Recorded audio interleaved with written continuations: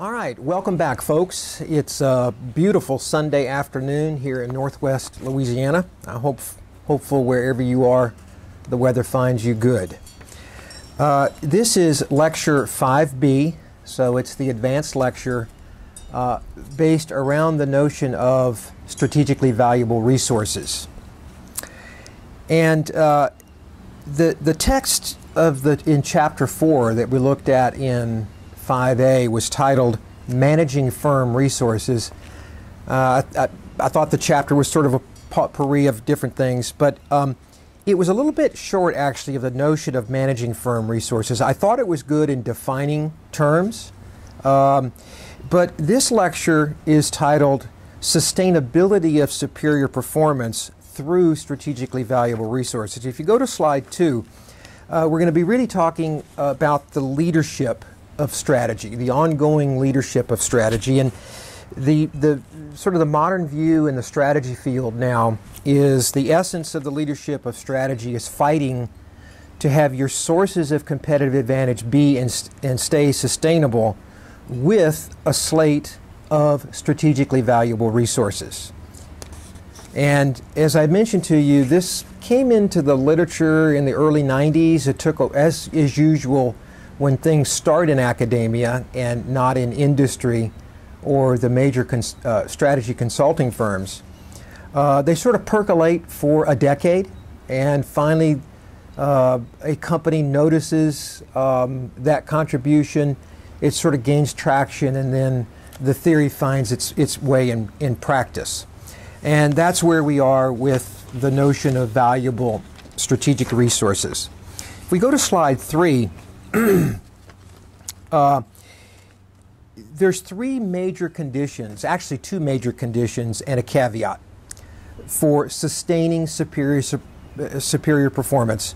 By the way, I'm still a little weak from my surgery, so please forgive me if my voice cracks in and out here.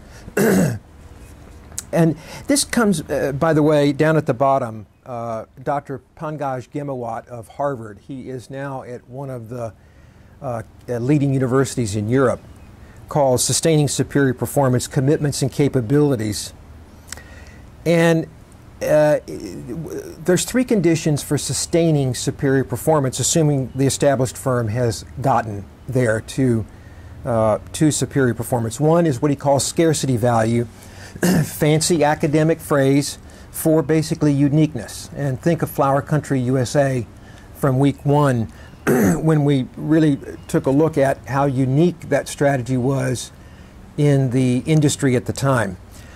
Secondly, we actually have to capture the value that we generate. Remember that very important slide that talked about supplier opportunity cost, or the way we refer to it now is supplier willingness to supply versus customer willingness to pay.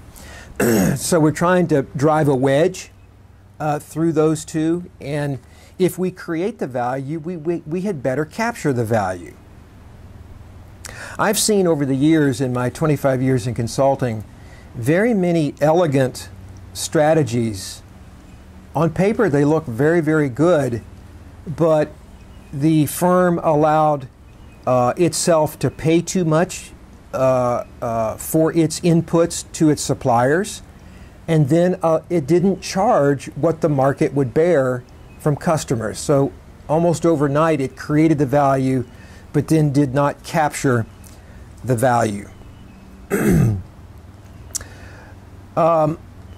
There are 4 threats then to sustainability, and we've talked a little bit around 1 or 2 of these before, as indeed I believe it was in week 2 we actually started talking about this notion of the leadership of strategy.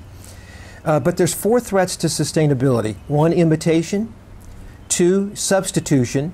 And remember, that is one of the 5 forces, Porter's 5 forces of industry analysis.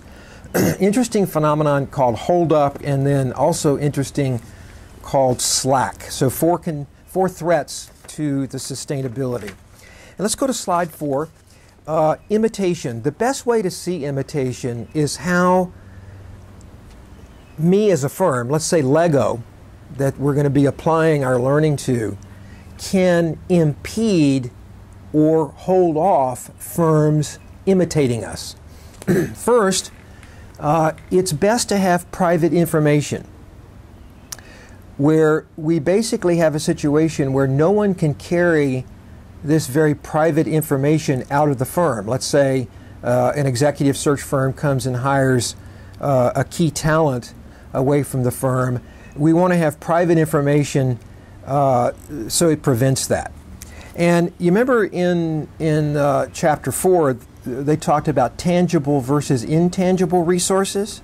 We can add to that, and by basically saying tacit information is better than explicit information. Explicit information is things we can write down, we can categorize, we can put in procedures manuals. That's explicit knowledge. Tacit knowledge is the knowledge that is built up over many years. And I like Dorothy Leonard of Harvard. Her saying is, people know more than they can say in a firm when they've been together for a couple decades, as was the case in Newell Rubbermaid, and where literally no one, it's not written down, it's in people's heads, and we can't carry out of the firm. An example is 7 or 8 years ago, the head of supply chain for General Motors was hired away by Volkswagen. And this caused a bunch of suits and legal suits, not the kind of suits you wear, but legal ramifications on both sides of the fence. The second way to impede imitation is just simply be big, have size economies, scale economies, learning economies, and scope economies. I think we would all agree it would be very difficult right now to imitate or copy Google. You and I just could not start a firm tomorrow that would hope to compete against Google head on. Thirdly, enforceable contracts or relationships. Third-party enforcement is what we get through confidentiality agreements, or what are called NDAs, which are non-disclosure agreements. We find through time, though, it's interesting, that it's very hard to uphold those in courts. The courts have said you cannot prevent someone from a livelihood, so that if they leave one company and go to another, it's very difficult to enforce that non-disclosure agreement or confidentiality agreement. So therefore, we try to rely on self-enforcement. This is very difficult to do, actually, but here the culture of the firm says it's simply not right to have our trade secrets, our copyrights, our patents, and those kinds of things just simply taken that were developed in one firm for another firm's advantage. If we can protect all of that, we have impeded imitation. We've made it difficult for someone to imitate us. On slide 5, continue. An impediment to imitation is the threat of retaliation. And that is where, how do we retaliate? We saw that in Porter's 5 Forces. That is when we lower price points and increase our marketing to retaliate against a potential entrant or a potential imitator. Many times all we need is the threat of retaliation, and that is enough to prevent someone from imitating us. Those of you in the United States, or certainly in the United States, not global, may not have seen the Walmart advertisements of the little bouncing ball, the rollback. It's the little bouncing ball, they're rolling back prices. Anytime you see one of those advertisements, you'll know that Walmart is retaliating against one of its competitors, dropping its prices. And remember, Walmart, as that advantaged low-cost provider, can lower its prices for a while and its profitability not be overly harmed. Finally, what Dr. Gemawat calls response lags. It simply takes time to figure out if stuff is going to work at trying to imitate somebody. And an example I think I gave before was I think his name was Bethune. of the CEO of Continental, CEO and chairman of Continental Airlines, tried to copy Southwest Airlines, but it was able to only copy a little bit of it, and it was a dismal failure, and it got dubbed in the industry as Continental Light, and in fact it caused that gentleman the loss of his job. Slide 6, substitution, is our second issue when we are trying to sustain superior performance. And again, we've seen that in the 5 forces. I'm going to date myself here, and I may have given this example before, is the substitution of scientific calculators for slide rules. I was a civil engineering undergrad, and back in those years we carried our slide rules. Many of you probably never even seen a slide rule. These were things where you slid up and down and you could find exponents and you could find tangents and you could find all of that kind of stuff. Well, scientific calculators just wiped out the slide rule market and made those null and void. We can see that substitution happens, what he calls gateways that bring on substitution, changes in technology, changes in demand, availability or prices of inputs. All those kinds of things make it very economically beneficial to substitute for the other product. We find those mostly in technology-intensive industries, fashion, or creative industries. It's interesting, Apple just had its new product annual conference, and it introduced its form of the watch, the Apple Watch, as part of its product mix. And could that eventually substitute one day for a smartphone? We'll see. Slide 7, the third issue in sustaining superior performance is hold up. And sort of the academic definition is we're not capturing the value that we've created and added. And hold up is not an issue with competition. It's an issue with negotiations with complementers who we need to drive the business forward. And the classic example at the bottom of the slide is when the National Football League players struck the owners of the National Football Club teams. People weren't buying tickets. They were trying to unload and sell their tickets. I think they struck for nearly 3/4 of a season. And that is holding up that superior performance. We can't work our work. We can't work the activities in our value chain. We're not bringing in revenue. And so therefore, this is holding up our sustained superior performance. There's an interesting bullet point too there. The greater the superior position, the greater the likelihood of holdup. And what we see through time is firms like Google and Apple, Walmart, get sued a lot. Walmart defends itself with over 3,000 lawsuits a year because everybody wants to try to either get a piece of the 500-pound gorilla or a piece of one of the leaders. It's a very interesting phenomenon. Slide 8 is Slack. Slack is a form of holdup. And again, an academic definition is it measures the extent to which the scarcity value realized by an organization falls short of the amount potentially available to it. Boy, that it kind of gets my head spinning. Basically, Slack stems from organizational problems, in particular laziness. Or in a previous slide, we called mistaking momentum for leadership.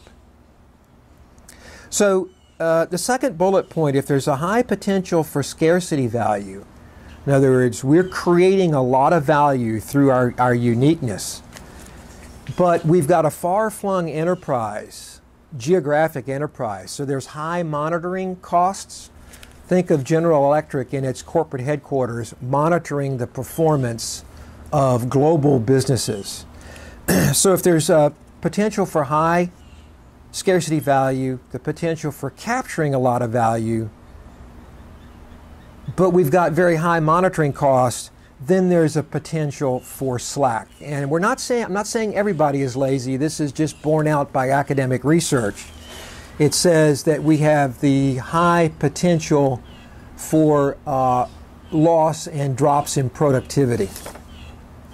So these four problems in sustaining superior performance are huge in the established firm. Imitation, substitution, holdup, and slack.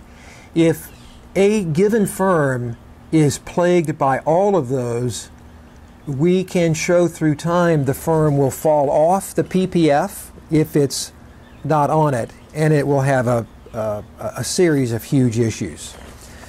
So here in slide 9, we want to pick up with the discussion from the chapter 4. And we want to set definitions for three critical things: strategically valuable resources, capabilities, and activities. Resources are, say this 3 times fast, by the way, intrinsically inimitable. So resources are something we possess or own. And you remember last time I gave the example of the McElhenney Company and Tabasco sauce. That strategically valuable resource really being the salt domes. Capabilities are what those strategically valuable resources allow us to do in the future. In other words, migrate out and do different kinds of things. We gave the example of 3M and its and its capability of knowing how to bond things, from post-it notes to dental bonding. And then finally, activities. Those are what we do. It's not what we own or possess. It's not what it allows us to do in the future, but it's the activities or what we currently do in the value chain.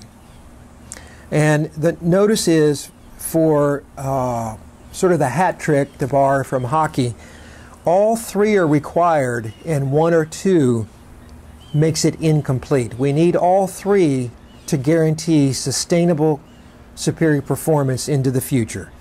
Both having a slate, or not both, 3 things: having a slate of strategically valuable resources, having 3 to 4 to 5 key resources, and then being able to link those key activities in the value chain.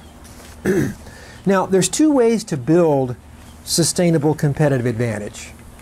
One is lumpy investment that varies over the long run, and what Dr. Gemowat calls making irreversible commitments.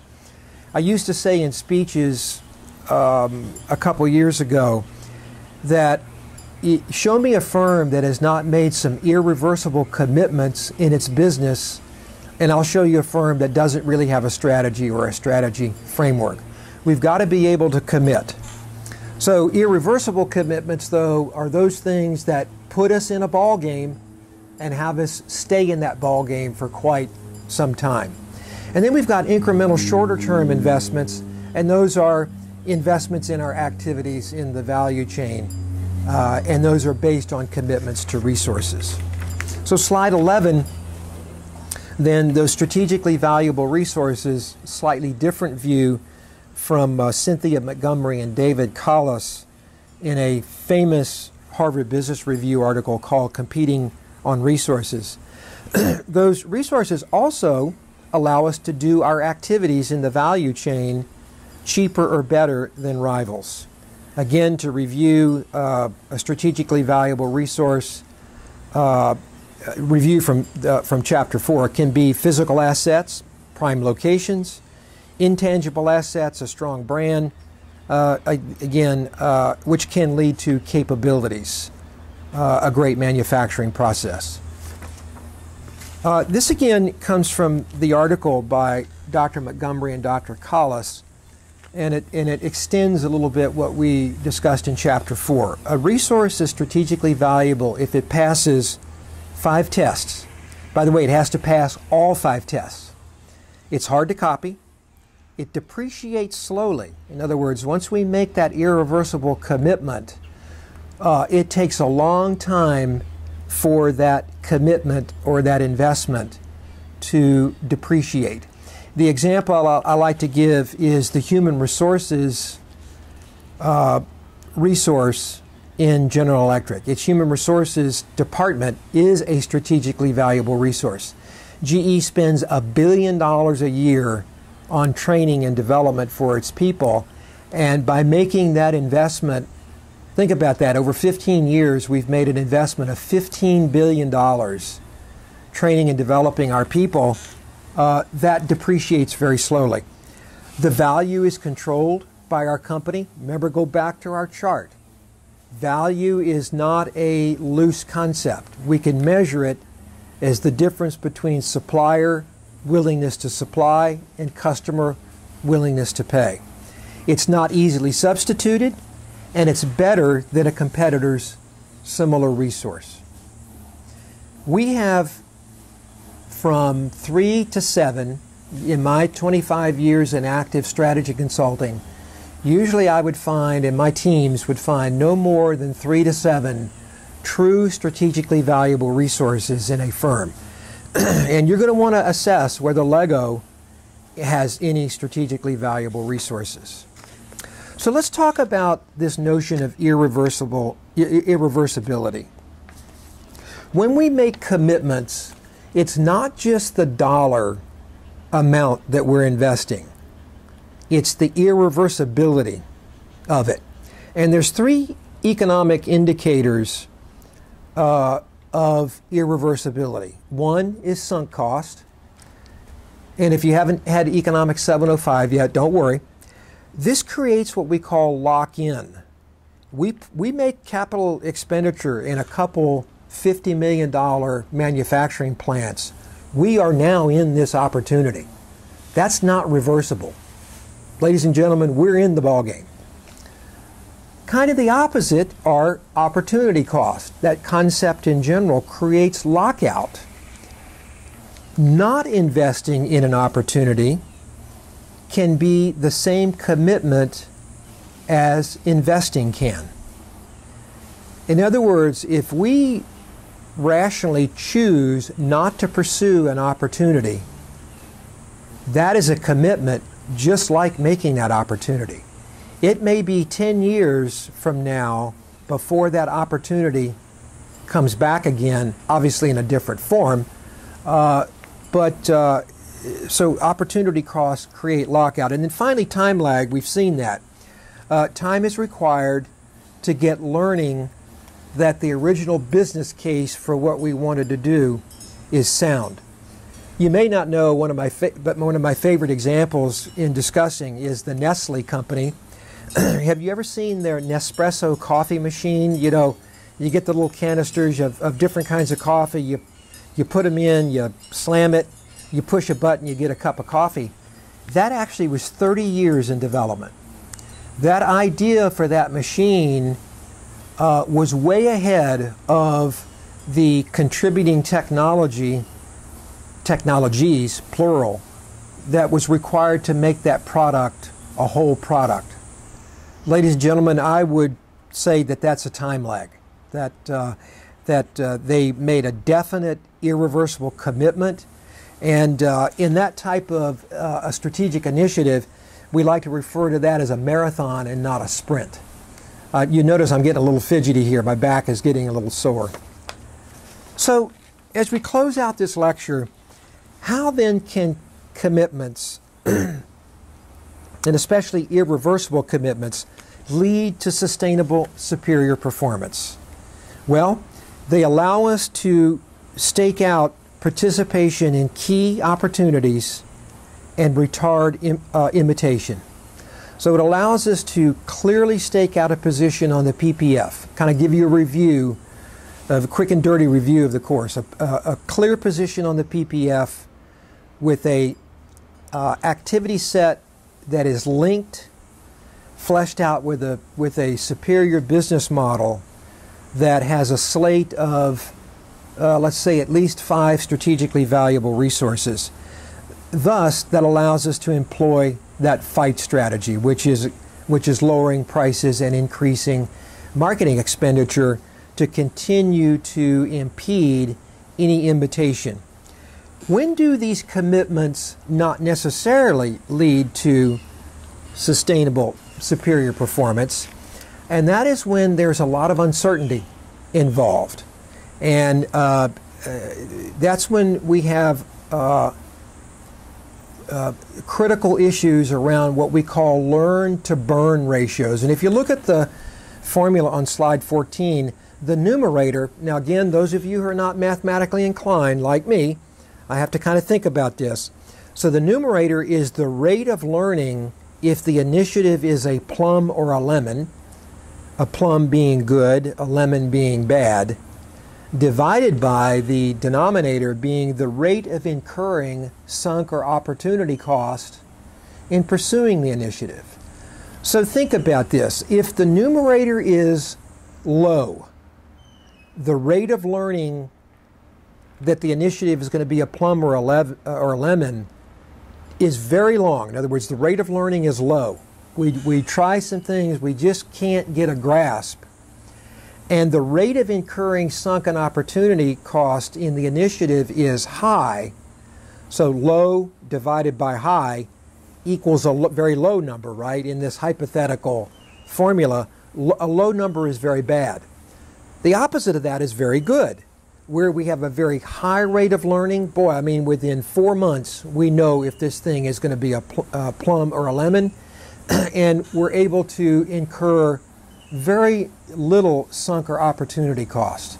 That is the ideal in terms of moving forward with new strategic initiatives through irreversibility of commitments to strategically valuable resources that lead to sustainable superior performance. And then in our last slide is really a caveat, and this is a caveat for the established firm. And the title there, for the prior commitments, got to read my lips, I think that was a former president, as I recall. Prior commitments partially determine the opportunity set choices in the future if sustainability of superior performance is desired. So reading from the left, time t sub 0, let's say, is today. The date you're watching this video and are going through the PowerPoint. So we've got our opportunity set choices today. Let's say we're looking at choices of new things to do in a strategic planning retreat. We make key resource endowments. We make key resource dollar commitments. And by the way, resource endowments in terms of this flow mean we're going to make a commitment to making that dollar investment. The resource commitment is actually making that. In other words, putting our money where our mouth is. That leads to key activities being designed in the value chain if new activities need to be designed. Those influence our activity set choices in time t plus x. Let's say x is 7 years from now. Wow, that's kind of interesting to think about. What it's saying is we don't have ultimate free choice in the established firm. And what it's saying is it's why innovation in the established firm is such a huge problematic issue right now. Remember a couple lectures ago, we need an entrepreneurial orientation for innovation, but this set of findings from Dr. Gemawat's research and a lot of other academic research, and by the way, a lot of research from some of the leading strategy consulting firms, it's why we simply can't reinvent the established firm every 5 years. We can think of practical reasons why that would be foolhardy, but the real reason is we are constrained by prior commitments on those future opportunity choices. So ponder that as we move into week 6 next week. Thank you very much. Have a great week.